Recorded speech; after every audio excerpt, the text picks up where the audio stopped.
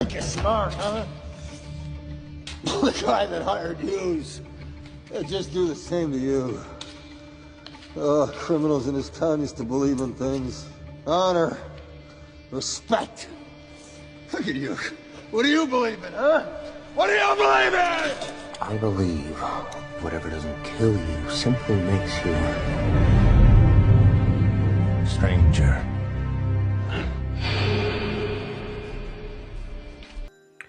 Alrighty, howdy.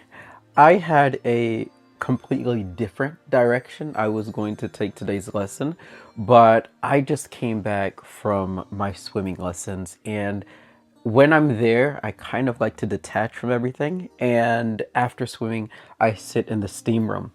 And as I was there, I'm sitting with this man, and he is a brilliant man who seems to have what I would perceive to be an incredible life. But the entire time he's there, he's telling me about how terrible people are and how he feels like the world and the system is against him. And it's always very strange because this happens to me at airports and it happens to me randomly when I'm just sitting down by myself. Maybe I just have a face where people just feel like opening up to me, and I never mind, actually. I actually don't mind that. It provides me very wise lessons in life because there's a beautiful quote that says, "A smart man learns from his mistake, but a wise man learns from the mistake of others." So, you know, as I'm sitting down and listening to this man, I kind of see that there's one thing that kind of went terribly for him, and he's constructed an extremely negative worldview around it. So the quote I was going to use was the one from, I might be saying her name incorrectly, Priyanka Chopra, where she says, "Haters gonna hate, potatoes gonna potate, and roti's gonna rotate, so just do your own thing." That lesson still applies because I've discovered that it's not that people are necessarily haters. It's just that life has impacted them in a way and it's caused them to kind of have a, unfortunately, negative or a pessimistic worldview. Now, my interaction with this man today reminded me of an interaction, just to tie it back with the Destined for Spain campaign, an interaction I had with a teacher a few years ago when I was working to send Yadira abroad. And I remember this teacher, she said, "I could never imagine going abroad." And I was like, well, I guess you can't then. And she was like, "You can't really send Yadira to Japan, can you?" Challenge accepted. And I was like, yeah, for sure. Like, I think I can. Because I never have in my mind that I can't do something. I always feel like it's possible. But I do, and because it was my first time sending a student abroad, and this was quite a big mission, sending a deer to Japan, I was like, well, can I actually do it? I had my doubts. So I went to the bank and I sat down with someone there. I received consulting, and I needed to discover if I didn't raise a single cent, could I get a loan to send Yadira to Japan? Because I knew that she was going to go one way or another. If I had to go in debt in order to do it, I was like, yeah, it is what it is. But let me actually tell you another part of the story, because the same thing happened last year with Marvin and Jersey, because this time I was sending 2 students abroad. And I remember a teacher, he came in and then I've learned to kind of isolate myself whenever I have these big dreams and these big goals. I tend to isolate myself, and I give the same advice to my students as well. I told Yadira the same thing. Marvin and Jersey, I isolate them and their families, because it's very, very easy to have your dream destroyed just through negative thoughts and people not speaking faith into your dreams. It's so easy I can't tell you the amount of dreams I've seen die because somebody had somebody close to them who didn't believe in them, and they spoke negatively into their dreams, and then that person chose to give up and not pursue their dreams. So when it came time for Marvin and Jersey, I remember a teacher came in and provided unsolicited advice, and was like, it's going to be impossible to send 2 kids abroad.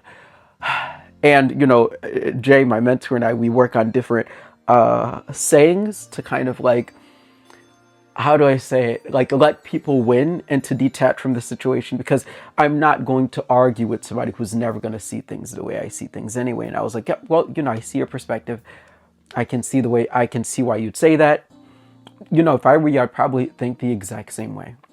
And I remember that same week I went to the bank and I was like, if I am not able to have a single cent raised for Marvin and Jersey, how much of a loan would I need to take out? And how much time would it take for me to pay it back? And, I sat down with a woman at the bank. We talked about that, worked through the details, and I was like, okay, that's fine. I'm willing to risk it. And also, it's really hard to scare me because I'm not afraid of risk. Because as soon as, that guy said that to me, and I was like, I go skydiving. Like, I go bungee jumping. Like, you're not going to scare me. I'll take the risk. And I'm also super competitive. Actually, ask my students about this. They'll tell you I'm willing to take the risk. Yeah, I would definitely take the risk. And so this year for Destiny, I had everything prepared already. I had watched all the videos I had done for Marvin and Jersey. I went through their campaign. I went through all their lessons. Come on, buddy, I'm doing a video. I went through all the different lessons I taught, and I was like, okay, if I needed to, and I also went to the bank, by the way, and I was like, if I needed to take a loan, how much would that be? And how much time would it take in order for me to pay that back, in order to make sure that Destiny goes abroad? I say all that to say this, that it's not just about the concept of, the dog's kind of distracting me. I'm back on track. Haters gonna hate, and potatoes are gonna potate, and roties are gonna rotate. It's not necessarily that aspect at all.